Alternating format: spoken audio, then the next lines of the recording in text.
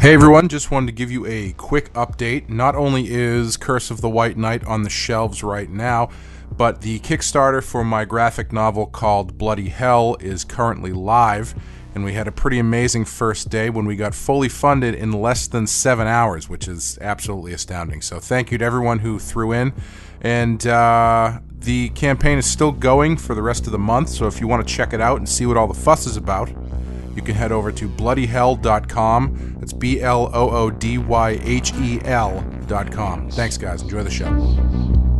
I am the night. I am Batman.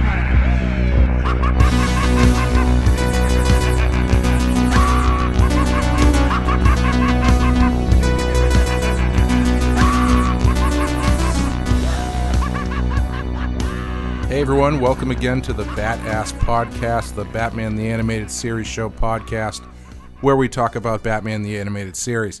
My name's Clay McCormick, and with me is... Sean Murphy, and we're here face to face, just the way we like it. Yes, yeah. We've only done one remotely so far. So that was my question for you, is did you see that it was better when we were face to face? Oh, it's clearly better. Yeah, I can tell. Yeah. Even when we were recording it, I was like, this is fine. I'm glad, man. No, I'm happy to make the trip or you come up.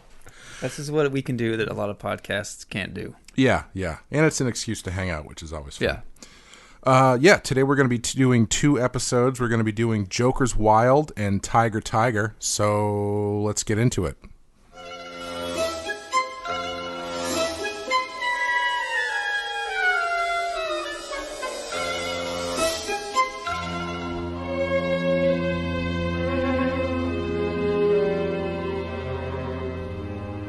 Joker's Wild, written by Paul Dini, directed by Boyd Kirkland. And in this one, Cameron Kaiser builds a casino hotel modeled after the Joker called the Joker's Wild. The Joker sees this on the news and, enraged, escapes from Arkham again with one thought in his mind, destroying the casino. Unaware that this is exactly what Kaiser wants him to do as part of his... This one's on me. This was actually written pretty well. I'm just tongue-tied. Damn it. I like it when they suck. Exactly what Kaiser wants him to do as part of an insurance claim. I really enjoy that this is the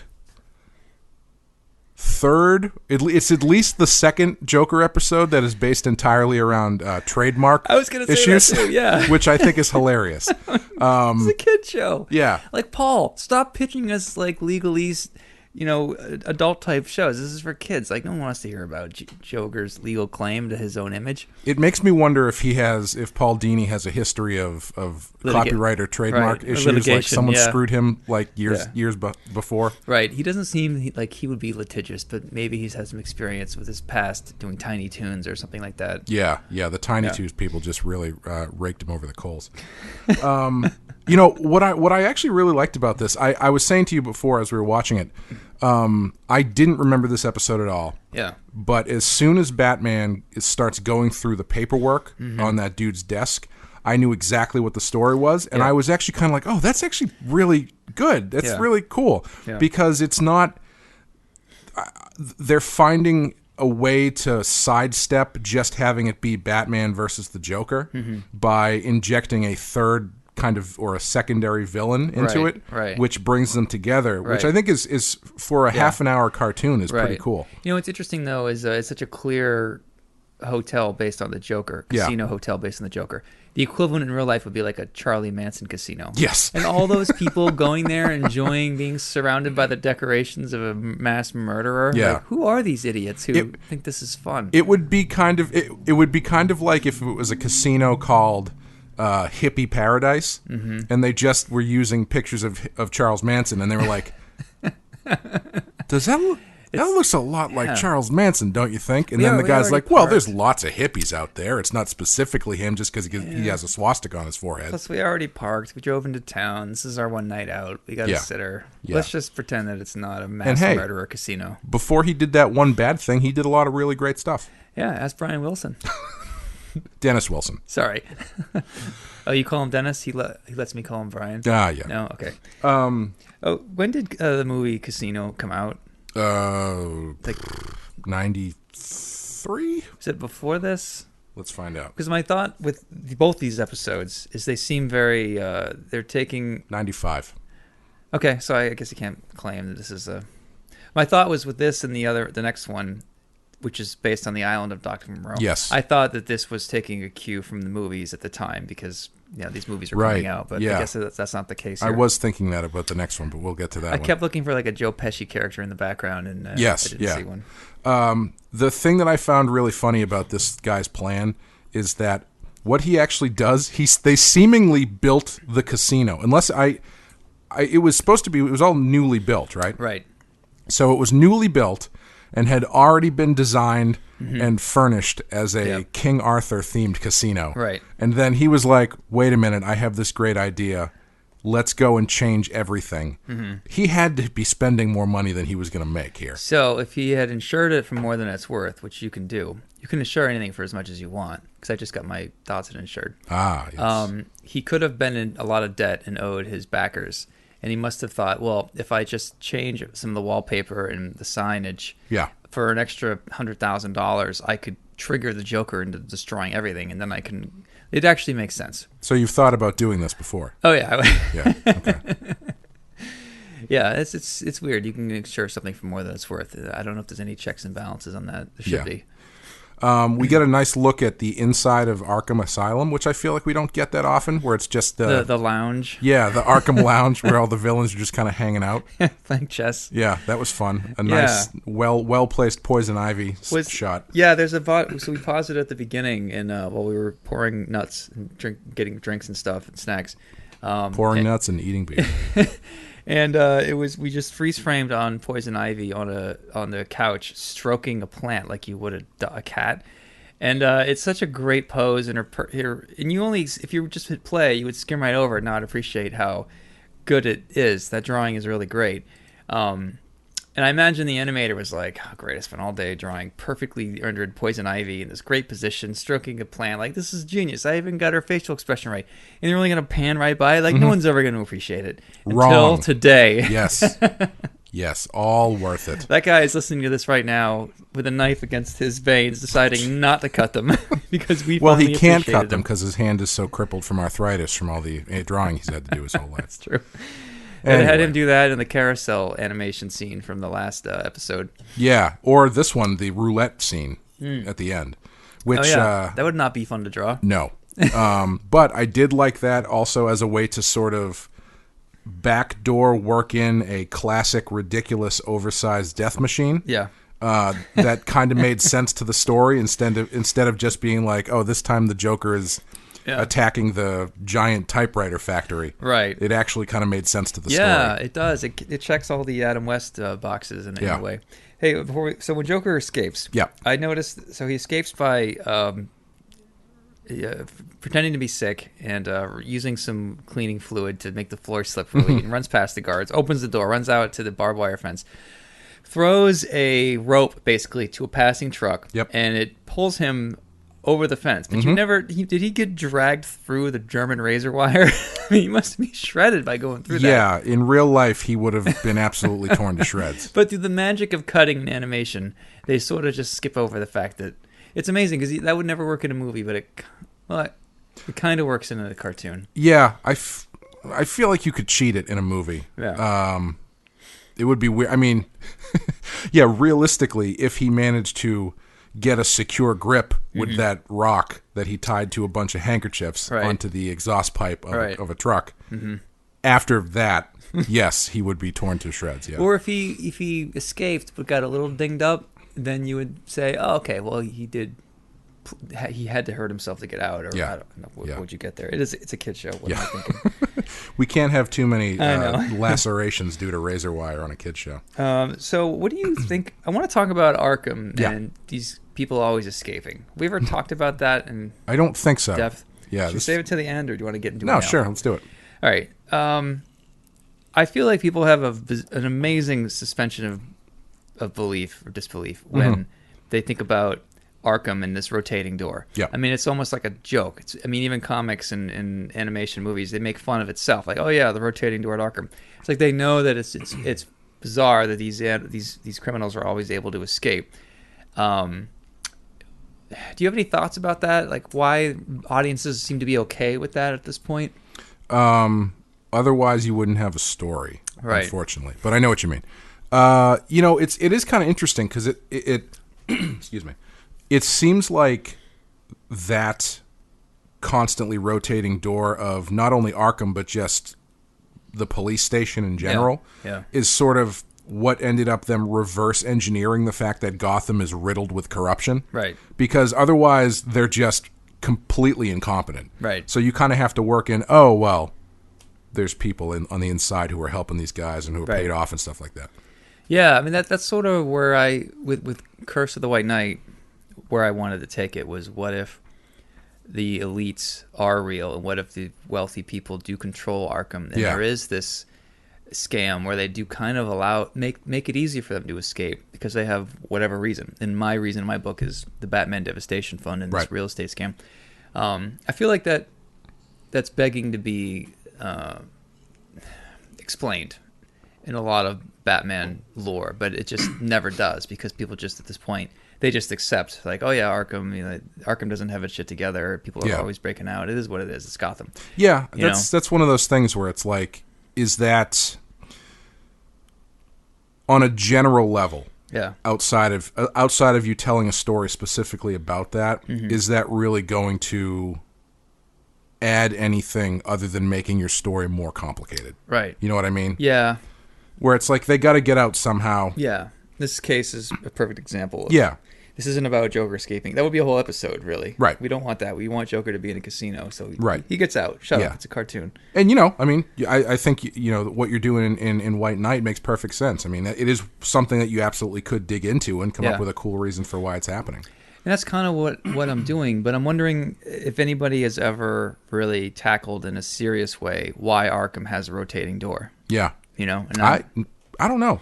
Yeah. I'd be interested to know if that is out there. Yeah. If as a anyone story. listening has like their favorite story about Arkham Asylum that maybe goes into this, like please, comment on YouTube or tweet to Yeah, us or whatever. We'd please love to do. know.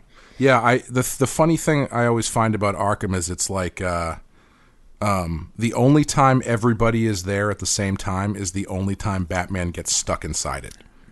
So it's like anytime Batman gets stuck inside Arkham, it's like, Yeah. he's in there with everybody because it's Right. the planets have aligned, the shifts have changed in the right way where all of the bad guys are in there at the same time. Right. And so that's when they put him through hell. Right. Do you have a preferred style of Arkham? What kind of a look do you like? I've always liked the old Gothic thing. I think you could make a case for like a really interesting what's the word I'm looking for? Futuristic antiseptic kind of look instead of that really like lived in Yeah. Gothic castle kind of thing. Yeah. But I think that's as far as breaking out, I think the more new and updated it seems, the more implausible it might be that they would be breaking out consistently. Right. Well, that's maybe why they escape. Is there's a lot of secrets to Arkham that no one really understands. Cause Sure. it was a civil war for it, or it was whatever back in Yeah, it's interesting. I like a stony castle on the hill style Arkham, sort of based on what the animated series does. Yeah. I'm trying to think. Is there an Arkham in the Kevin Nolan movies? Yes. Chris Nolan. Sorry. Yeah. God, I always do that. Yeah. Do they specifically call it Arkham? I'm pretty sure they do. In the first one, yeah. Yeah. Because he comes, that's where they're keeping Falcone and Right. they're doing the thing with the water underneath, and that's where the Scarecrow works. Okay. I'm pretty sure it's specifically called Arkham. Why wouldn't it be? Yeah. Yeah. The thing that I've always found interesting is there a modern day equivalent of a place like that? Because that concept of like a prison type asylum for the criminally insane Right. is kind of an antiquated concept at this point. Right. It feels like it would just be a prison, or Right. or it would just be some sort of hospital. So there is this Fort Sumter. No, forget that. Fort Knox. Where they keep all the money. Yeah, it's still very, very, very old fort. Yeah. But very, very, very updated and very high tech now. You have a lot of like British buildings that are so valuable. I mean, the Tower of London is one of the most high tech. Oh, I places, mean sure. specifically as far as like a asylum for the criminally insane. Oh, not sorry. not necessarily the level of Gotcha. technology, like Right. because that idea Yeah. is kind of antiquated at this point. So is there a modern version of that, or is it just a prison or Right. just a hospital? Well, maybe this is what you're asking too, and I'm not. So, what do we even have places for the criminally insane? Yeah, that's what I mean. Like where Yeah. they walk around in circles and wear, straitjackets and like, isn't there something with like government funding being cut and there's some scam that the prison systems went through in the past 30 years? Like we used to have these places, yeah. but we don't anymore for some bad reason. There I was think. from what I remember, I it's been years since I looked this up. There was a law passed in like the mid 80s Yeah. where they decommissioned all of these places and Right. basically just put everybody out on the streets. Right. And it jacked the homeless population way up. Okay, yeah. That's sort of in line with what I thought too. Yeah. Yeah. I had a story that I wrote in college that was about a supervillain who had been stuck in a Arkham asylum type place for so long, and then he was let out Yeah. in that decommissioning thing, but he was so messed up that he forgot that he was a supervillain. And I don't remember what the rest of it was, but it revolved around the Nice. idea I of want to work on your ending. yeah. Well, it's been a while. It would all revolved around the idea of the decommissioning of a place like Yeah. Arkham Asylum, where it's like, well, this place is shut down. Yeah. Everybody's back on the streets. Good luck. Sorry. I guess but I'm not done my therapy. Doesn't matter. That would be. That would I hope be. you could like to walk 12 miles to the town. I don't know if they've ever done that. They have to have done it at this point in 80 years of Batman. But Yeah. to have a thing where it's like Arkham's they're shut down, Right. So everybody's just getting let out. Right. Because I mean that's a good way to get everybody out. Yeah, that's a good Batman story. And like Bruce, come up with some, nonprofit idea to house them somewhere as a halfway house. Yeah. I don't know, something like that. Yeah. Huh. Yeah. Interesting. Oh yeah, Arkham is one of those things where it's so very it serves a very specific purpose, and that you can get into it, kind of like we were talking about. Right. But that's gonna be its own story. Yeah. Which is cool. I mean, I think either of Yeah. those things are very cool. Yeah. Yeah. Another big thing to talk about from this episode, as far as I know, although I guess you said they did bring it up in Mask of the Phantasm, but I forget. We do see the name Jack Napier on paper as as the Joker's alter ego. I think this is the second or third time in the series. The one other time Batman is scrolling through his computer and Jack Napier pops up for a second. And then the same thing happens in Mask of the Phantasm. Yeah. Which is why I thought Jack Napier was Joker's name, that we just accepted that was his name for at least some continuity. Yeah. Like when I I needed a name for him, and I just was like, oh, well, Jack Napier, because I'm already doing all these Easter eggs anyway. Why not just go with that? I didn't think it was a big deal. I didn't know how hung up people were on, no, the Joker only works when you don't know who it is. I mean, if he gives you a backstory, it's probably a lie. He has like 10 different things, and none of them are true. Like, there are people really, really hung up on that. Yeah. And to say that, no, this is a definitive history, that they're shut down. They don't want to listen to you anymore, Yeah. Those are not my readers. I'm of two minds where I do prefer the version of the Joker where you don't know anything about his past. But I also like Batman 89 enough there. I'll be like, yeah, I mean, if you're going to give him a name, give him that Right. name, Yeah. I mean, I feel like the general, if you go from Batman 89 to the animated series to some of the games and the comics, I feel like generally we agree he came to town, he had joined a gang, was a criminal, also dabbled in comedy. Things got worse. One thing led to another. Something traumatic happened to him. His face melted. Yeah. He lost his mind completely, and now he's a Joker. Yeah. I mean, that's pretty much what every Joker generally is about, right? Yeah, more or less. Yeah. Okay. Yeah, they at least since Killing Joke, that's what it's been. Right. I don't know how much thought they put into his origin pre-Killing Joke. Right. Because I don't know how often they got into that stuff with a lot of those characters who were already established. Right. Yeah. Yeah, I've always preferred the mystery. Yeah. Just because I think it makes him more dangerous. I agree. Yeah. Yeah. Same with Wolverine. That's why when they did that big series in Right. like the mid 2000s or whatever, they're like, "Oh, we're going to tell you Wolverine's history." I'm like, I don't want to know Wolverine's history. Yeah, he used to be a farmhand in the South and had Yeah, he was claws he was a sickly kid who then. Although the opening war scene in the first Wolverine movie with him and Sabretooth, Yeah. as like morphed from one epic battle to another, that's just shut the movie off after 5 minutes. Yeah, that was pretty epic. That's the only good thing about that movie. Yes. Do you have any thoughts about the design of Joker's car that he steals? You know what? I was going to bring this up. Yeah, I had a feeling you I would. didn't think I would. I'm like, you're not a car.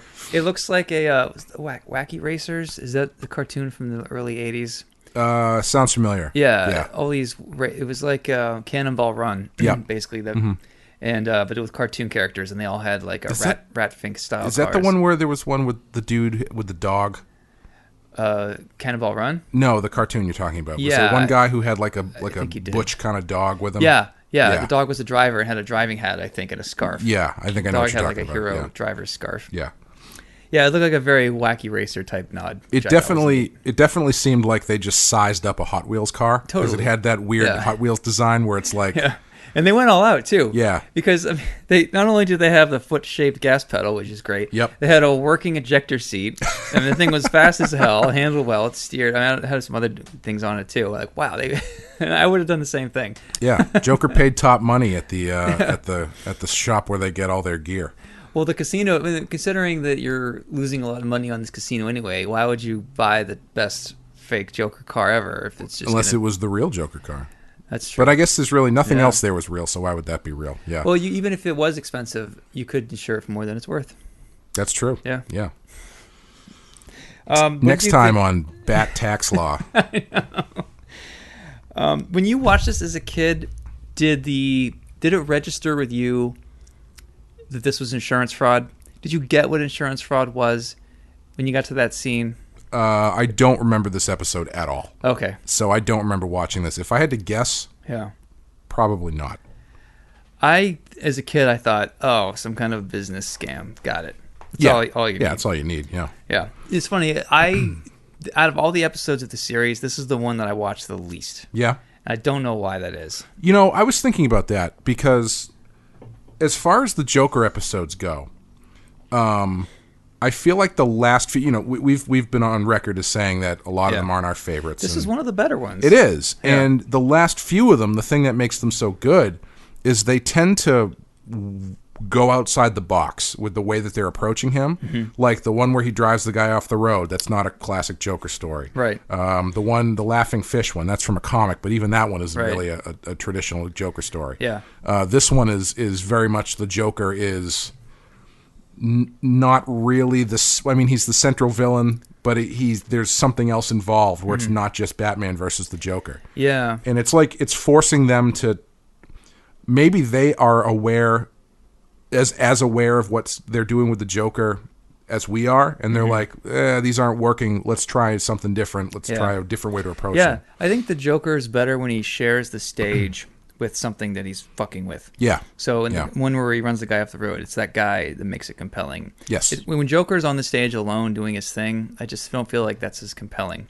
Well, it's because, for me anyway, it's because the Joker never really is about the plan. Right. He's about the other stuff that is involved with the plan. It's like the fun of a Joker story isn't will he or will he not manage to get the Joker smiling shit into the water supply. Right. That's not really that interesting because the answer is generally no, because he's not going to be able to do that. Right. But it's when you take the lead, what happens from point A to point B and how he messes with people. That's the interesting thing. It's never the actual plan. When he kidnaps the mayor's son who wants to be a magician. Yeah. Like, that was a great Joker story. The stakes were super low, but the stakes don't have to be high. Right. If they're high in the context of this character that you care about, then it works. He doesn't have to have an atomic bomb ready to blow up the city. Exactly, Or yeah. confetti. Yeah.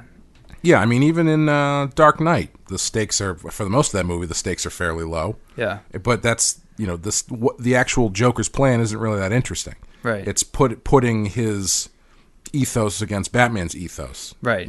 That's where the fun comes in. Well, when you have two fairies and one can blow the other fairy up.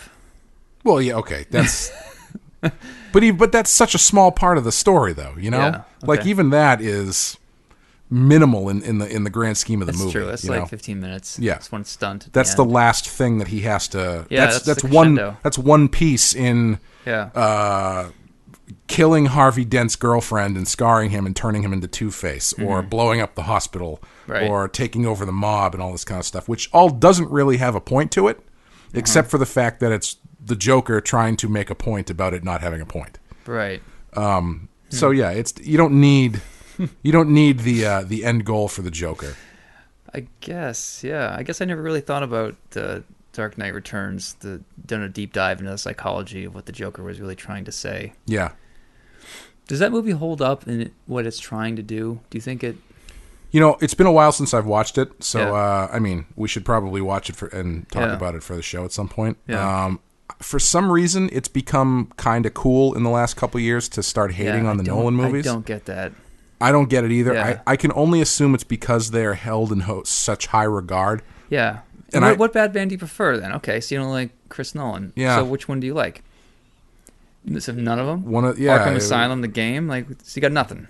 Yeah, and I mean, This one, Heath Ledger won a fucking Oscar for this. it got so popular, and eventually, it's like they say in the movie. Mm-hmm. You either die a hero or you live long enough to become the villain. So what they should have done is after he won that Oscar, they should have destroyed every copy of the movie. Then yeah. people would have been like, "Oh man, remember that movie? That was so great." You should have all like gone. Hey, they should have been a chip in it to when it like melts inside the casing in everyone's houses and no one has a copy Yes, anymore. just erase everything. Then it would have been the most well-revered movie of all time. What did you think of Bruce Wayne sitting down to play cards with the Joker? I thought that was fun. Yeah. I think if you had put that in a movie, that would have been an amazing scene. Yeah. You really could have Right. had both of those guys lean Yeah. into that, If Joker doesn't know who he is, but Bruce knows who he is, obviously. Yeah. And then he cheats and wins. He can out cheat the Joker. Yeah. That was cool. Yeah, and being that close to him, Yeah. and not being able to just take him down like Right. Batman, Well, so that's what's interesting is Bruce can walk by and just look at him and go, "That's the real Joker. Let's go to work." But he chooses to sit down and fuck with them a little bit. And I love the comedy it creates, but why does he do that? And what if he did it because you got to enjoy your job sometimes? This will make a good story. Why not? He just had to check. Okay, if I were to put on my writer explanation hat, Yeah. I would say he does that to prove that it's the real Joker. So if he wasn't sure, Yeah. but by sitting down and engaging with him and seeing if he could trigger him to flip out, Yeah. then he's convinced. Yeah, Yes, that would work. Something like that. Right, I'm okay. glad they don't go out of their way to explain that. No, Because that would have been kind of silly. Yeah, no, and I love that part. I also noticed, so Bruce and Alfred are staying in this casino overnight, and Alfred is unpacking his things, and Yep. Bruce is wearing a bright red Christmas sweater, a fisherman sweater again, like the kind Yep. that he would wear when he's pretending to be a gang. It's criminal. perpetually 40 degrees in Gotham at all times. But my question was, do you think Alfred has his own room, or do they share the twin bed? I think Alfred's driving home afterwards. I don't think he's staying there. And Bruce didn't even need to stay there. He could have he's got penthouses. Like, why does Yeah. he need to be in the creepy room? It was hilarious, though, to see the shot of Alfred basically spreading out all the Batman gear around the room after he's taking it out. So you've got, like, the glider in the corner. Yeah. And he's, like, trying to get the folds out of the shirt that he's just pulled out. And he's like, "Master Bruce, I brought all your shit here. What do you want me to do with this?" Yeah. Oh, man. I found it fun. I found it interesting that even after the Joker steals the car and drives away and crashes it with Batman in pursuit, it's business as usual at the casino. Oh, yeah. Nobody leaves. Everybody hangs around. Yeah. That's what happens at casinos, man. guess. There's no windows, no clocks. Yeah, you assume it's all part of the show. Yeah, it's what is it? You don't go to heaven or hell. You go to The Bellagio. yeah. Yeah. I was gonna say what's it called? You're in limbo. Purgatory. Purgatory. Thank Yeah. you.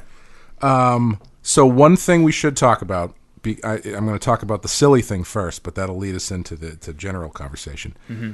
Is the RoboCop move that Batman does to pull his grappling gun out of his full grappling gun, pops out of his belt, Out of the buckle. Almost. out of the buckle, which Yeah. is like At least 4 giant- inches thick. It's like a brick, Yes. basically. So he must have been sucking it in underneath the belt. Yeah, either that or he's got that thing stashed like Videodrome style inside of his gut. And he's tied up. And the Joker doesn't think he can. First of all, if you're going to tie him up, and he was unconscious too, so take away the goddamn belt. Yeah, Duh. Or everybody always does. Or take off the mask at least. I don't know about that. I don't even know if it's worth getting into. Why Joker he has so many opportunities to demask Batman. Why doesn't he take it? It's a weird, like, it's almost a weird honor thing. Well, if they had set that up in this series, like, I don't want to know who you are. Yeah. It's more fun if I don't. If they had done that in season 1, then every one of these scenes afterwards, good to go. Maybe there's a subtext that Batman and all of these characters come from a long tradition of luchador wrestlers.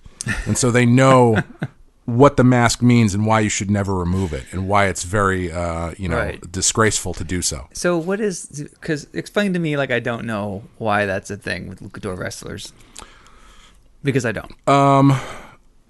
Without knowing the 100% specifics of it, what I can tell you is luchador wrestling is in part born out of the concept of the superhero. Mm-hmm. So there is just an element of that's your alter ego, that's your hero ego, and so you're not going to tell anybody what your secret identity is. Right. There's more to it than that, I think, because it as a tradition goes back farther into like Aztec warriors and stuff like that. Okay. I didn't know that. But there is a big element of it that is specifically superhero comic book style related. Because modern luchador wrestling, I think, is fairly recent, and by recent I mean like 20th century. But anyway, that's for a different podcast. Yeah. No, when we talk about Bane next time, we'll talk Yeah. about that. We'll save it. So where I was going with that, mentioning the belt thing, animation's a little weird in this episode. It's hit and miss. Yeah. Joker's face is weirdly on and off model. Sometimes he's got eyebrows with no eyeliner. Sometimes he has eyeliner. Sometimes he's got like a mask on. Yeah, I would love to see the model sheet on the Joker to see if that, The one that they ignored. or even, I mean, is that on the model sheet? Like, is there a picture of his face where his eyes are really wide and it looks like he's got that full mask, black mascara thing? Because it's so strange.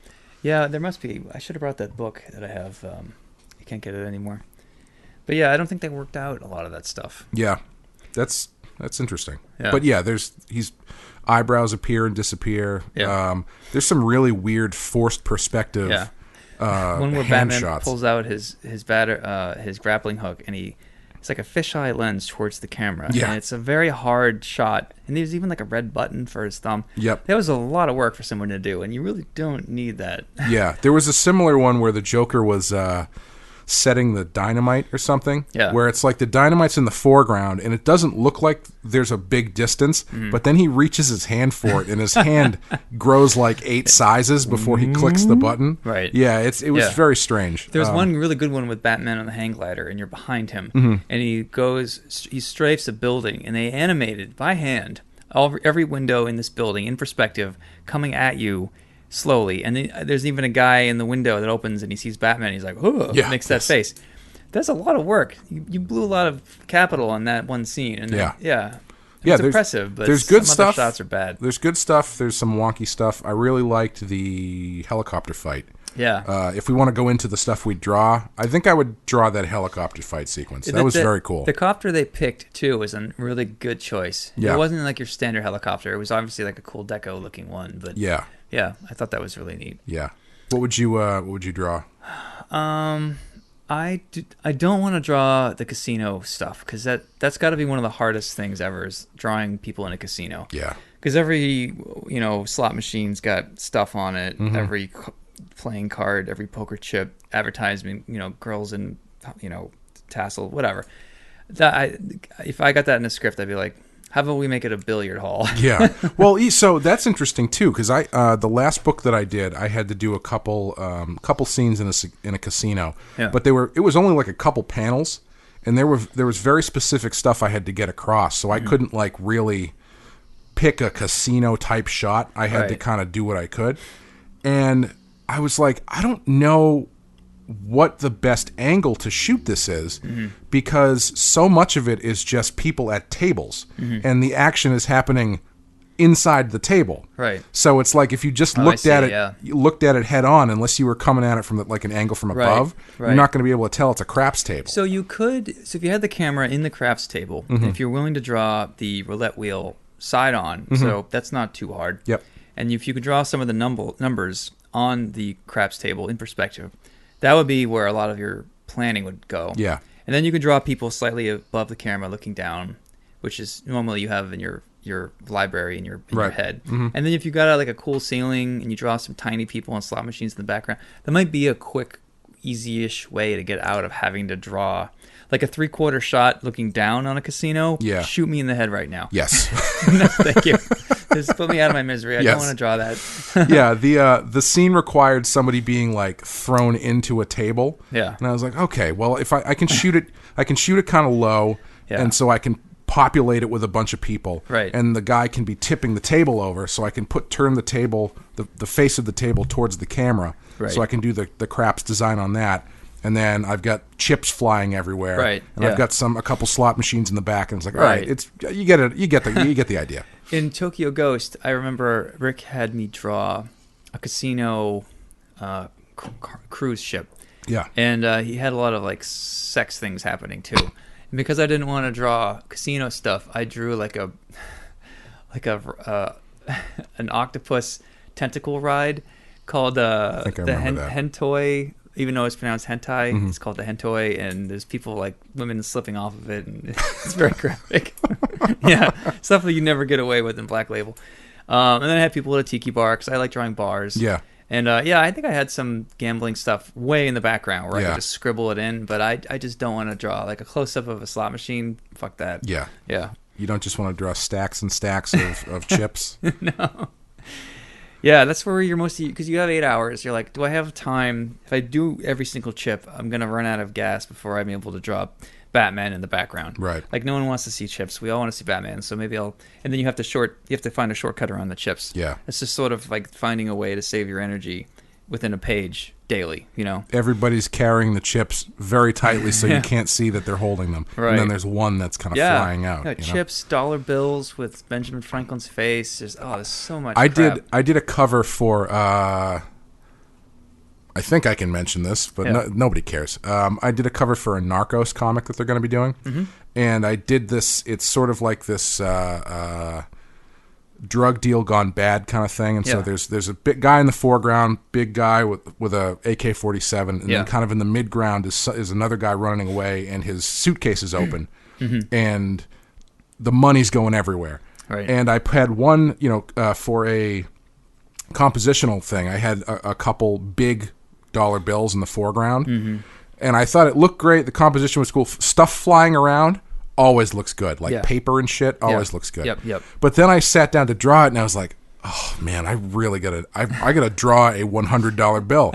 I'm like, a good one. Yeah, a full close up with like Ben Franklin's face and a lot of the dollar. And you did. Yeah, I thought it came out all right. Because when you posted that, all of us in the text thread were like, "That's a nice dollar bill." We all know how hard that is, and you knew you can usually fudge money in the background, but when it's like a big percentage of your design element on a cover, you better draw that. You better do some stenciling or something. Yeah, and I'll be honest with you, I learned that lesson because when I was in college, I did this painting, and it was the stupid assignment where we had to do an illustration based off 3 words. The words were circus, sin, and president. So the thing that I did was a point of view shot of a guy handing money to this really creepy looking clown outside of a strip club.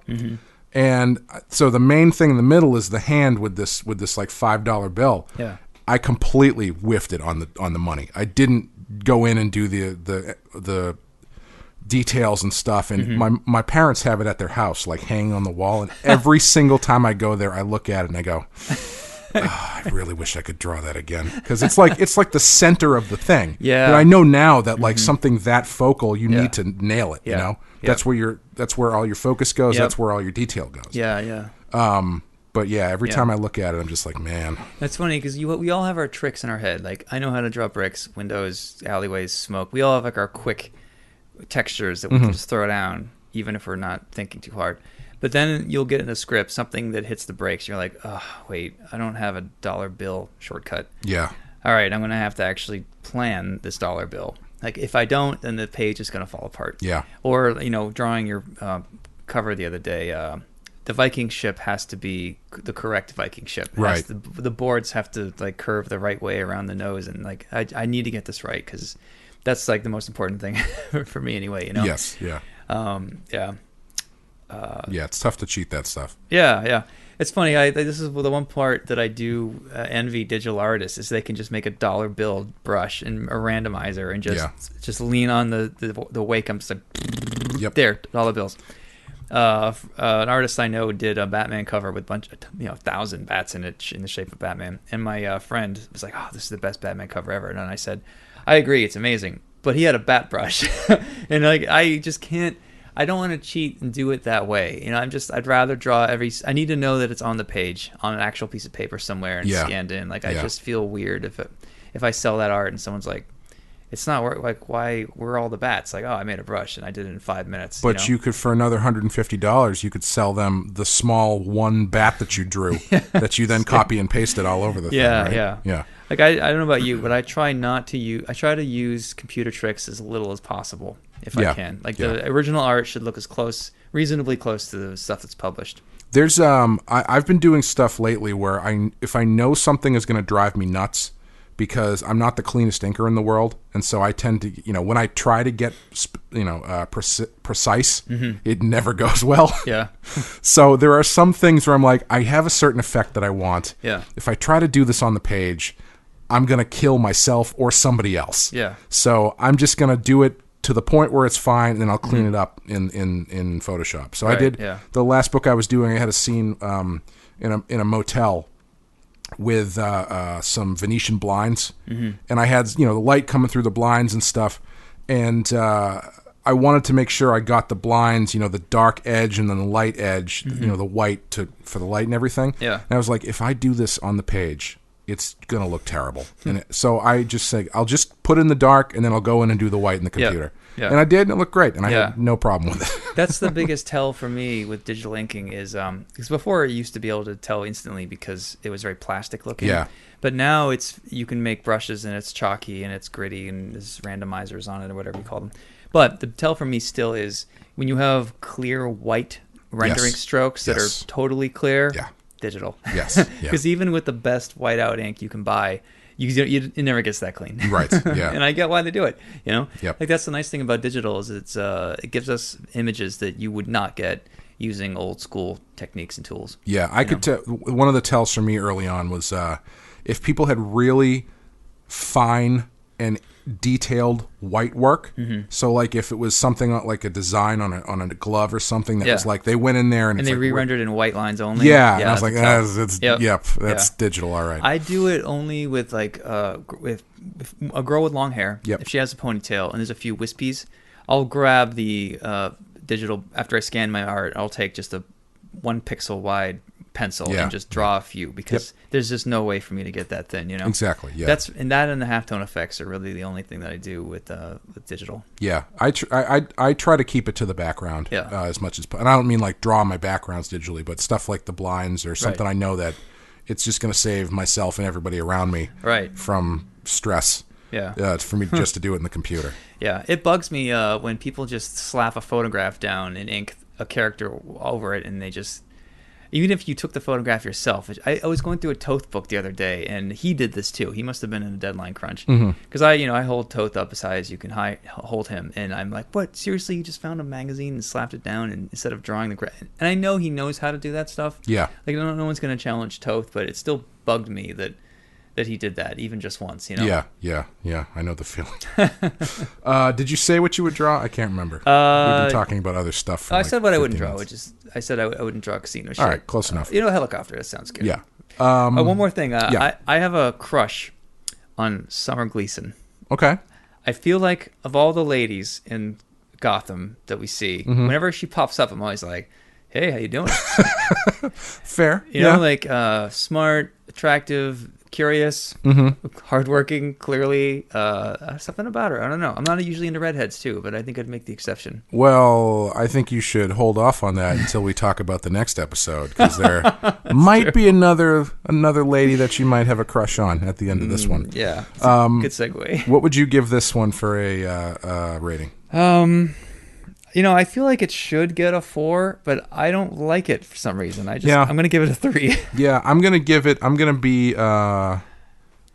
cheat and say 3.5. Yeah. Because I agree with what you're saying, but I do give it a lot of credit for the weird story. And it's a top Joker episode. Yeah. I don't know why I don't love it. I think it's because ultimately the stakes are fairly low.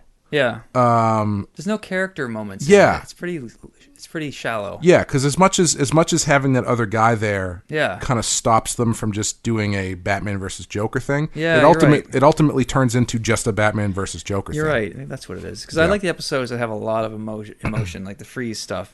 Right. Like a few lines that he gives with this music just gives you so much about Freeze. And yes. They don't have that emotive release in this episode. Right. And they don't need to. It doesn't need it in a way. Like, if you're going to add heart to this, like, what the hell would you do, Yeah. Why? There's no room for heart when you're talking about trademark law. All right, we're going to take a quick break, and then we will be back with Tyger Tyger.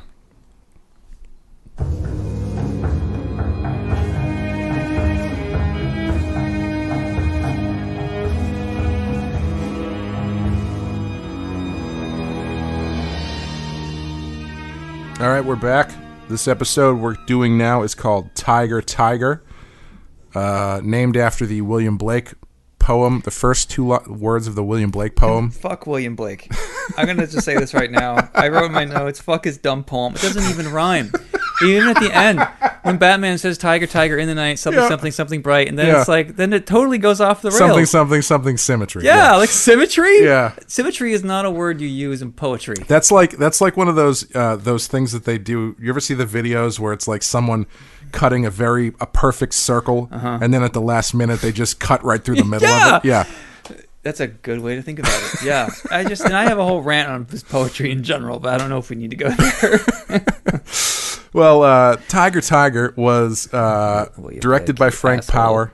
What's that? I'm just thinking how much of an asshole William Blake is. It's like, symmetry. Time to go to the pub. Done. I'm a genius. Directed by Frank Power, story by Michael Reeves and Randy Rogel, teleplay by Cherry Wilkerson. And in this one, Selina Kyle is kidnapped by the villainous genetic engineer Dr. Emile Dorian and becomes his latest experiment to provide his man-cat hybrid named Tygrus with a mate. Batman learns of this and comes to the island to rescue Selina. He is captured and forced into a deadly game of cat and flying mouse, well, literally, I guess, as Tygrus hunts Batman through the island's jungles. I want to, Curse of the White Knight on the stands right now. We can't give too much away, obviously. Is it okay for me to reveal that the big main bad guy of this is actually Tygrus the man-cat? Yeah, he's got his own, triple fold-out variant cover, actually. Very excited. Yeah, you scratch it, it smells like a cat. Or cat litter. So this episode, I feel like, is very popular with a subset of Tumblr.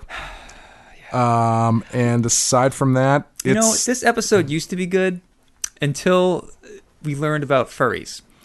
And I am not... Though? Well, okay. And I'm going to defend myself for a quick hot second here. Okay. My brother-in-law is a furry. Okay. I do have experience talking and knowing about this stuff. I don't mean any disrespect to furries at all. Nothing wrong with that at all. But when you get into, there's a couple shots in this episode where it's like a romance novel with Selina Kyle's paw on the chest of Tygrus, and it's with this music. It's like, no, There's a weird shot where Tygrus, shoots her a look and, I just have it's weird. This ick reaction, and I don't want to have that action because, I love my brother-in-law, and I don't. So let me make you feel a little bit better. Okay, thank you.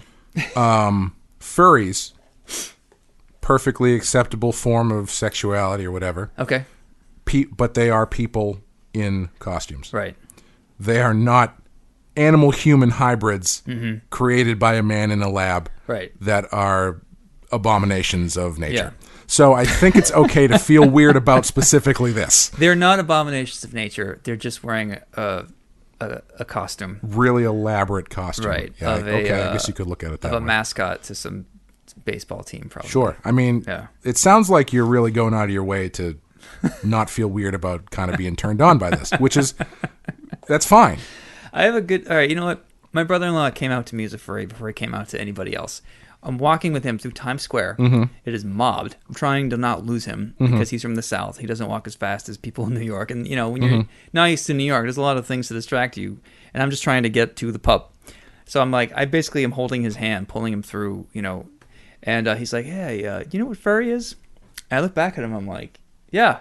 I knew what furries were before it was a thing. I remember being at a convention in 2003, and I had a giant panda bear looking at my art in front of me at my table. Sitting at a table, a giant dude, I assume it was a man, looking with a full panda bear face, and it was an amazing costume. And suddenly, over the loudspeaker, they were like, "Would Captain Wilson McReady, whatever, like, please come to the?" And he suddenly looks up and puts my work down and runs off. Like, so I don't know if his panda animal furry name was Captain blah blah blah blah, or if he was a military gentleman who's panda-ing out for a weekend. Yeah. To this day, I have no idea. But that's my friend. He leaned over. He's like, "That's a furry, and this is what furries are." And I had no idea. Yeah. What were you gonna say? I was going to say a lot of people would pay good money for a drug that could make them look up from their table and see a giant human-sized panda reading a book. Man, so my brother-in-law kept asking me all these questions because he didn't know anything about it. And because I was the weird, you know how when you're in comics, it's just people open the door for weird questions of sexual quirks usually. Yeah. Oh, you like comics? You know anything about dressing up as a blah blah blah and having sex with blank? Like, yeah. Why would you think that? When Spider-Man. When we moved into to our place, my girlfriend's mom gifted us a session with an interior designer. Right. Which waste of time. But she, you know, she had her mom had clearly talked to this woman or whatever, and we were talking to her, and she was looking around, and I had some of my stuff up already. Yeah. And she says to me, yeah, you know, my brother, I think he's a lot like you. He does a lot of, you know, like dark erotic artwork. And I was like, what? Uh-huh. I don't know what my mother-in-law has been telling you. What did you see that gave you the green light to reveal that to me? Yeah. I mean, you got to connect with people on something, I guess. Right. Everybody wears shoes or something. Yeah, man. But my brother-in-law was asking me, like, do you know where I go to meet other furries? And I said, I have no idea. And I was trying to stay focused because I was so, like, caught off guard. And I didn't know if my wife or fiance at the time knew it or if his parents knew. And I didn't know, like, I asked him, like, how do you know if the animal you're about to hook up with is a male or a female? And he didn't know. Like, do you use Velcro for the flap? Do you use buttons? Do you use zipper? I mean, you know. And you were asking him this. I was asking him. He wasn't asking you this. I was brainstorming with him because this is what I do, is I just like to think of weird problems and try to solve them. And I kept throwing questions at him. He's like, I never thought of that. It's a good question. I think Velcro would be kind of itchy, and, you know, I think maybe snaps would be the easiest way to go. Easy to clean. Like, just stuff like that. I hope you feel good about that, because you probably helped him brainstorm whatever his eventual outfit was. So I asked him what animal was he going to be, and he's like, well, I borrowed a wolf costume once, which is a big no-no. You're not supposed to borrow a costume. I mean, why would you want to borrow a costume? It wasn't the full onesie type thing. It was like a mask and a few gloves, and it was like, you know, step one, being a furry. Yeah. Not the whole thing. The starter pack. Yeah, starter pack. You know, the Halloween costume. And he said he borrowed it, but he wasn't supposed. You're not supposed to do that. But this girl who was a friend of his, I think he was trying to get with her or whatever. And he's like, yeah, sure, I'm a furry, whatever. So they wolfed out together and went and howled at the moon. And it was one of the most liberating experiences I've ever had. Oh. Which to me sounds weird, but to him, you know, whatever. Sure. Whatever blows your hair back, man. Yeah, whatever, man.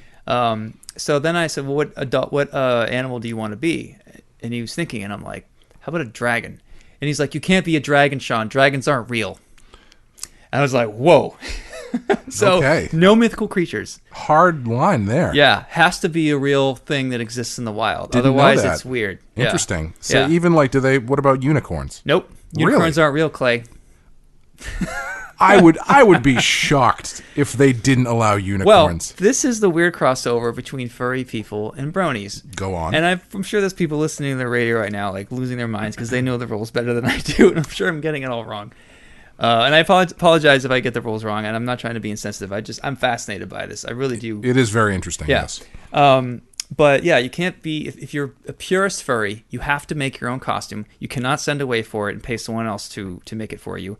You cannot borrow a costume. Much like Star Wars groups in that way. Yeah, that's right. There's definitely a Venn diagram with all of these groups we're talking about. Yeah. I mean, what was Chewbacca if not an early furry, right? It was a Yeti costume, and then Yes. they're like, well, Yetis aren't real. So he's like, well, fuck it. I'm just going to join the Star Wars friends. Yeah, there you go. So he decides he wants to be an otter.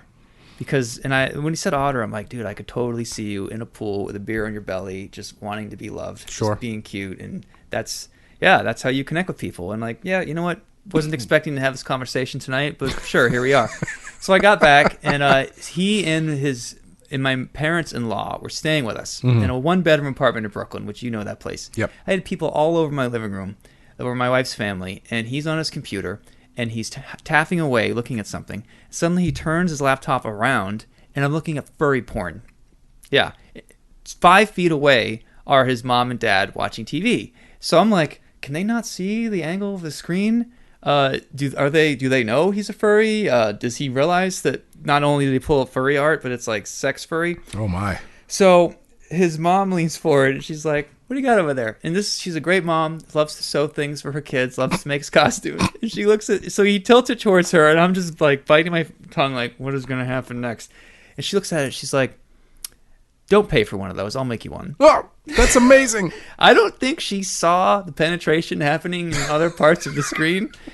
I don't know, or she's the best mom ever. So this wasn't like your deep dive on DeviantArt drawing furry this porn. landed This in my was lap. Like one crazy weekend, I learned a lot about furries. This was like a picture of two actual people Yes. in costumes. Yes. So I thought there's got to be a documentary about this, like the Bronies documentary, or this. Like, why wouldn't you have? Like, I would like to know about this stuff too. But as far as I know, I mean, at the time, this is like 8 years ago. There was nowhere to go if you're a furry. Yeah. No chat rooms, no this, no that. Now there are places to go, and he's figured it out. So do the answer. you want to pitch your website? So the way you know if it's a lady or a man inside, male or female inside the costume, Sure. is eyelashes. Interesting. I thought it would be like a blue or a pink hat, but animals don't wear hats, Clay. Yeah, well, good point. forced them to. The eyelashes thing actually makes sense, Right? Yeah, Yeah. because you're going off of like cartoon rules at that point. Right. Yeah. But my understanding was, and I'll end this now, is it was a great way for insecure people who are who are kind of awkward to meet up with each other, all consenting adults. You know, again, God bless, awesome. Yeah. Most of them just use it as like ways to interact and be social. As far as like massive furry gangbangs, I don't think that's as prevalent, but it does happen. And I'm sure when you go to these conventions, just like you go to any convention, people that love boats a lot, there's probably some hooking up that goes up at boat shows in the hotel. Dropping anchor, if you will. Yeah, a massive furry gangbang just sounds sweaty to me. I know. Like, and do you all get them dry cleaned at the same place afterwards? I know. I don't know. I mean, Anyway. that's going to look pretty, it's going to be hard to explain that one away. Yeah. Guys, we can't get our lion costumes all cleaned at the same place. I mean, let's get real. Oh, one more thing. When you're truly a furry, you don't consider if you're a lion. Sure. You get home from work, you put on your lion costume, you watch TV as a lion, you do everything as a lion. Sure. You get your mail as a lion. When you Interesting. go to work and you take your lion costume off, it's called wearing your human costume. Ooh. So the human is the interesting. costume, and the lion is who you really are. Just like how Batman is really Batman, Yeah. and Bruce Wayne is his costume. Yeah, that's interesting. So I segued right back into Batman. Yeah. Well, it actually did surprise me in this episode that the guy didn't. The doctor, Mad Doctor here, seems to not really be a fan of metaphors. No. So he's like, Catwoman. Yeah. I don't think so, lady. I'm going to make that literal. So I was surprised when Batman showed up. He wasn't like, you're next, pal. Right. Yeah. Batman, huh? Yeah. But, I mean, I guess there's already a man bat. That was the biggest miss I thought in this whole thing. Yeah, Man-Bat should have been involved more. I'm not the big Island of Dr. Monroe type guy. This is not my flavor of story. I think it's great if you like this kind of stuff. This is taste for me. I'm not into it. And genetic mutation is like, you got to be careful with that. But the Man-Bat thing, I don't know why they didn't start with Man-Bat and get the doctor, whatever his name is. Yeah. And he was experimenting more. Like, I don't know. I feel like it would have made more sense if you had combined all that. Yeah. It almost seems like Man-Bat should have been the villain instead of that doctor guy. Right. Is that what you're saying? Yeah. Or, yeah. Right. But I mean, they did establish. Well, he hasn't shown up since the first episode. He's I think a one-off. Yeah. Oh, sorry. The Man-Bat. Man-Bat. Yeah. He's in at least 2. Well, and at least the last time we saw him, it ended with him more or less being turned back into a human. I think. Right. So this could he should have been the baddie. He should have been on his own island, and he left his wife or whatever. Yeah, or you could do a thing where it's like he doesn't realize that the Man-Bat is doing this or something. You know, one of those things where it's like the Man-Bat side is doing all this crazy shit. Right. It was it was just as straight of a retelling as Island of Dr. Moreau as you can get in a Batman cartoon. Yeah. I mean, if your point of doing this was, wouldn't it be cool if Batman was on an island with animal monsters and we got to animate that? You can have that, but you need to inject it with something else. This is just a straight, homage, basically. Yeah. Not even an homage. Yeah, and I mean, and they've got the secret lab that looks like something out of, hey, Pliskin. That looks like something out of Frankenstein. Yeah.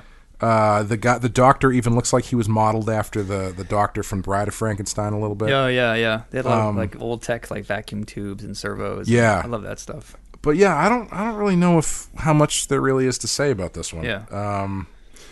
Did anything stand out for you aside from? I thought Catwoman must love being a cat. Oh, now. that's right. Yeah. Like, she should. I would have almost liked to have seen her stay a cat, and she could be a literal cat woman for a part of the series. I don't know if that's weird, keeping her like that for a while, but I've never seen that angle on her. Yeah, I was a little bit surprised, especially after you said that they didn't go at least have her conflicted about it. Because, I mean, at the end they do the thing where, Tygrus has got a crush on her, and she's like, well, I'm going back. I'm not being a cat anymore. This is gross. Cats are, ugh. There was, you would kind of think that there was a moment where she would kind of be tempted and swing to the other side, but they don't even go that way. Yeah, if you had the guy who was a Man-Bat, he was cured, and he had a thing for Catwoman or was fascinated by her, and he trapped her, and he converted her with genetic mutation, and he's like, I did this for you, like that type of thing. Yeah. Like, why don't you appreciate it? This is all for you, like that angle. And she's like, well, yeah, kind of, and it's fun at first, but then she realizes that she's missing parts of being a human. Yeah. And that's a trope of a story. I mean, you could tweak that a lot. Sure. I almost would rather see that version than this version. Yeah, I mean, like, you could have done a thing where, because the doctor says that she's, her agility and her strength is heightened and all this kind of garbage. Right.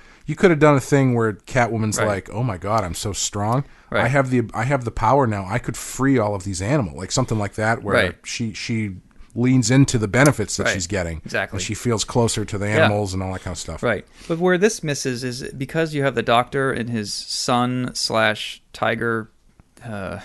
It's like a son in a way. Sure. He even calls himself father, I think. You sort of, they forced in this father-son story that took up bandwidth. Yes. Even at the end, there's a slow, he walks out holding his dad's lifeless body. And, like, why do we need that? I don't care about these people at all. I don't need a father-son story. Right. If you had it about Catwoman and how much of a cat, you want to be a cat? Fine. And you grant her worst nightmare, her dream, and she realizes that it's not such a good idea after all.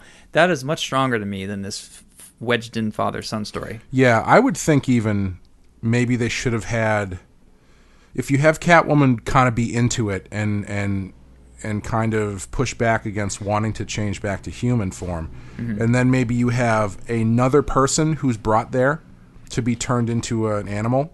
Yeah. And Batman is like, okay, but what about that person? Yeah. And so then she's like, yeah, you're okay. You're right. This is bad.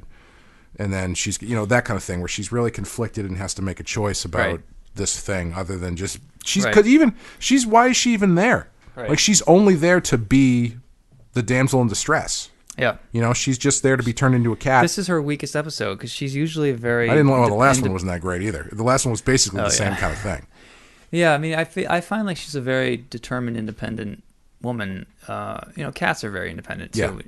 And both of these episodes kind of weaken her and turned her into a damsel in distress, like you said. Yeah. At least the other one, like, she was legit sick, and we've all Right. been sick, and you need someone to take care of you sometimes. Like, I'll give that a pass. Sure. But this one is like, I don't know. Yeah. There was nothing there. This seemed to me like someone wanted to do Batman on the Island of Dr. Moreau, and they said, okay, Catwoman should probably be involved because there's animals, and probably also Man-Bat because there's animals. And then someone was like, what if Catwoman gets turned into a literal cat? And they're like, do that. We don't That's need it. Man-Bat. Done. Yeah. Let's go to the pub. That's your story. Yeah. Yeah, it's... How do you feel about genetic manipulation stories in general? I don't know. Depends what you're doing with them. Yeah. We ran into on DS9. They deep into the series, they revealed, quote unquote, revealed. In other words, they decided later after the fact that the Dr. Bashir was genetically altered and his intelligence was heightened and stuff. And they did kind of an interesting thing where how that was illegal, and so he had to keep that under wraps and couldn't tell anybody about it because his dad would go to jail because his dad had it done to him and stuff. So that was kind of interesting. But yeah, it all depends on what you're doing with it. I think it can be a pretty easy story crutch because it's always like, well, now he has the power of an animal, or now I've injected the stuff into me that makes me super smart or whatever. It's a pretty easy sci-fi crutch. Yeah, they use it in Batman Beyond eventually with the splicing. You can become like, there's a character that's half dog. He doesn't speak. He's just all bark, but he's still a biped. Sure. I like Jurassic Park.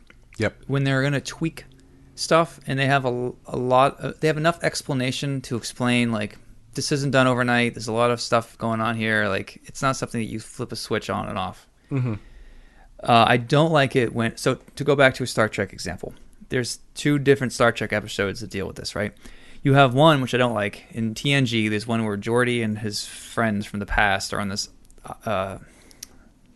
planet, and there's something in the air that causes them to turn into different organisms, like these weird frog people that leap from tree to tree. It's bizarre. Not a good episode. I don't like it because it's so quick. Like, you get stomach cramps by the end of the day. You're literally running down and you're a completely different person. I hate that stuff.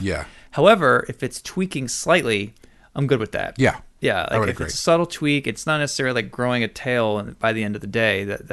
I think that's kind of where I draw the line. As I was watching this, I was thinking, like, this is going to take a while to come back from. I don't think you just get a quick shot of an antidote and all of a sudden you're not a cat anymore. Or even on the flip side, he turned her into a cat pretty fast. Right. I think there's going to be some serious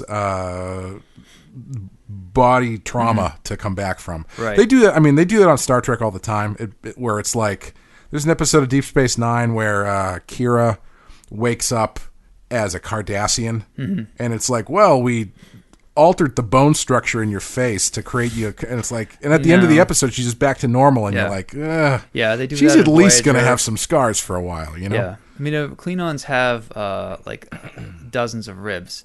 There's even an anatomical chart someone drew of Klingon rib cage. And it's like a chainmail mesh rib cage. It doesn't look like ours. It's neatly laid out like a xylophone. It's like a mesh. And it's cool for that episode. But then when you have people switching back and forth, like, all right, so did all your ribs just change over? Like, there's just too much science that's gone wrong in this. You didn't watch Star Trek Discovery, right?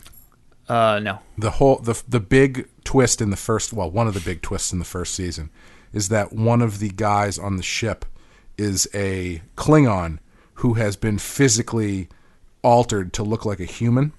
And they go out of their way to talk about how they did all of this, like, awful reconstructive surgery. And it's the worst thing, because it's like, why? Like, I mean, a few lines explaining how hard it was, a few photos of the lab all messy and bloody. Okay. Sure. But if you're going into 15 minutes of, we need the scientists to be convinced. It's like, no. Yeah, there was a lot of, it was something.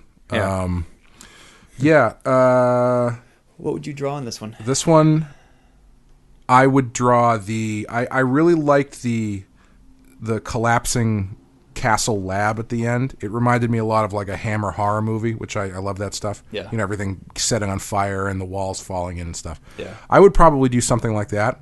However, I would like to say I'm very disappointed in this episode for having all of that fire and not lighting Batman lit by fire. Yeah, I was waiting for it too, but he was just blue and black the whole time. Very disappointed. Blue, black, gray, and orange. Yep. Yeah.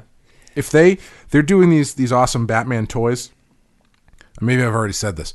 They're doing like everything under the sun. At San Diego, they just came out with like a repainted versions of some of the main ones that just look like they have different lighting on them. Firelit Batman is what you want. I want firelit Batman. Yeah. I don't know why they don't do it. It would be awesome. Yeah. Like a black and like burnt brownish orange color. Right. Amazing. Yeah, man, that's the dream, right? Yeah. They're doing Azrael. What if? Is the animated? Asbat. Yeah. Yeah, it's the animated series style. It's really cool looking. I think his arms are way too long, and he's too goofy and top heavy. I like the idea. Yeah. But I'm not I mean, sure. that's you've just described that design though. That's just what the design looks like. If I could draw something, I would draw just the jungle. Yeah. I'm a big fan of jungles, and it's so easy once you just understand textures. So when you're drawing plants and jungle, how many different types of leaves do you draw? This is I won't blame anybody who shuts it off right now because this is kind of an inside baseball boring question. Yeah. But like, do you have a certain crutch? Four? Okay. I just counted in my head. I have squiggly 5. Okay. I have 2 types of squiggly leaves. Yep. Small One ones. is a deciduous type of plant that sheds its leaves in the winter, so like leafy green. Sure. And then I have a pine needles type squiggle. Okay. And it works if the camera is 10 to 20 feet away or further. So if it's a smaller plant, just doodle the fuck out of it, whatever. Most of my plants is one line. I don't even take my pen off. Really? Yeah, it's one continuous doodle of a line, and it reads as plants. Then I've got, so that's 2. Then I've got palms, like the drape down, like a traditional palm tree type thing. I know how to do that. Then I have like large exotic, like big leafy, like if you're collecting water in the rainforest, the kind of plant you would grab that's sort of like a Y shaped with like something big like that, and that takes longer. Usually I'll grab a micron for that, get like a 0.5 micron, and just and then grass and moss and mold. Usually I'll make the brush fan out, so like a dry brush technique, and I'll redip it in ink, and I'll get this like feathery whatever it's a quick texture for grass and moss and stuff like that. Yeah. How about you? Yeah, I have I'm real lazy when it comes to tools, so I like to be able to do as much with one as possible. So I don't do a ton of pen work. Yeah. So my leaves end up being really brushy. So I do I'll do the big sort of Amazon sort of like wide leaf you're saying. I like that one a lot. I like almost like is it a fern sort of, like it's just sort of like a fern and a palm, the long one that have the kind of jagged technique thing. Yeah, same technique. I like that one a lot. I actually haven't totally figured out normal trees. Yeah, because they're easy to do if you just light them correctly. But sometimes it's like if you keep the areas you're blacking in too chunky, then it doesn't feel like a tree. Right. So you got to figure out how to break it up a little bit. This trees are I love drawing like tree trunks. Yeah. Love drawing that stuff. Yeah. Like getting really lots of interesting line work and stuff. That stuff is a lot of fun. Yeah, with the gnarly tree trunk that's like dry brush and nastiness. You can get a lot of creative license there. Yeah, I like that. Trees are deceptively hard, I feel. If you're going to pull the camera back and show a tree like in the background of a farm, like silhouette, trees have a design to them. They're not random at all. They sprout towards the sun. Like there's the golden spiral. There's an effect with tree design. Like nature designs them that way. Or what's the other... I forget the name of the term. It's fractal. It's a mathematical term, or it's like a design over and over and over and over and infinite. There's a fractal sensibility to plants too. No one's listening right now. If they stuck it out through the furry discussion, I think they might still be here. Yeah, we should have ended with the furries. Yeah, but I like my favorite thing to do with trees is to draw individual roots that drip and hang and Sure. leave the eye. Yep. And it's time consuming, but worth it. Yeah. And it really makes trees look amazing. Yeah, Like yeah. people will stop and go, "Oh my god, that's an awesome tree." Yeah. In other books, if it's just a tree, they're like, "Yeah, whatever, forest, done." Right. But if you've got the vines and the things, and it's almost like drawing Spider-Man's web, but wrapped around. It's like same when you're drawing like computer cords all wrapped around each other. It's Sure. the same sensibility, Sure. you know. Yeah. Yeah, I like hanging moss and stuff, like Yeah. big clumps of Right. greenery that you can just really get in there Yeah. with a brush and stuff. I like Yeah. that stuff a lot. I should write a story for myself that just takes place in the jungle and just make it easy, because I don't know Yeah. why I always write crime and city, because that stuff takes time. Yeah. Whereas like when I drew off-road, it was mostly in a forest and a swamp, and the only tech I had to draw was a Jeep. And Yeah. It was pretty quick. Do a Punisher story. Draw the whole thing. Don't put the skull in his chest, Mm-hmm. and then give Marvel your price and say, "I'll put the skull in his chest for this much money. Ooh. Otherwise, I'm just going to publish this myself." Wow, that's like something that I would do.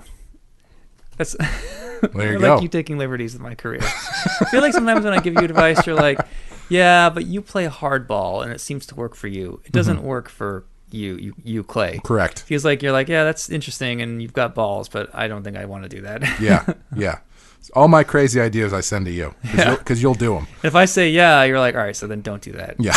Like Sean can make it work. It will not work with Clay. Correct. Like I remember you were dealing with an editor once, and you sent me the email, and I'm like, "Oh, you got to hardball it a bit." Like I would definitely write to this editor and the assistant, and they did not respond well to that. And I think that was the last time you sought my advice for that kind of thing. I don't remember that specifically, but I'll take your word for it. Yeah. Anyway, what would you rate this episode? Oh, I'm gonna go 2.5. Yeah, I'm. Animation was great though. It did. Yeah, Like the animation character looked design good. of the Doctor was sharp. Yeah. It looked good, but it's such a waste of resources. Yeah, I'm gonna go 2. Honestly, everything you just said is the only thing saving this from being a 1 for me. Yeah. Because even the cat designs weren't really interesting. Yeah, you're right. It's the story sucks. The only thing saving it from being a 1 is that the animation was kind of cool and it features villains I've heard of. Yeah. If Catwoman and Man-Bat had not been in this, hard 1. If they hadn't recited that stupid poem at the very end out loud, I would have gone up a half point with this. But that's just atomic diarrhea. No, thank you. Yeah. All right. Well, I think that's going to do it for this time. Next time we do a show, I have a story. I don't know why I've never told this. I actually was hooking up with a girl who was literally dating a Batman actor. Oh, boy. Who was on the phone while some stuff was happening. And I told the story at a DC party, and Dan Didio was like, "You need to tell that story sometime." And then after he sobered up, he's like, "You should never tell that story." So I won't tell the story of who it was, but I think it's still, people want insider scoops. This is a pretty good one. Okay. Well, you can use between now and the next time we record to decide which side of that Dan Didio decision you want to be on. But next time we'll be watching Moon of the Wolf and Day of the Samurai. Day of the Samurai is the return of Kaidai Ken. Mm-hmm. So that should be interesting. Moon of the Wolf is another furry-esque guy wolfing out. And, yeah. I'm going to lean towards Anthony Romulus. Oh, Jesus Christ. I'm already at a 1 on that one. All right. Well, written by Len Wein, though. But you know what? Stay tuned. Maybe I'll tell a story of how I banged a girl that some Batman actor was also banging. You got that to look forward to, everyone. So thanks for checking this out, and we'll see you next time. Let me good time.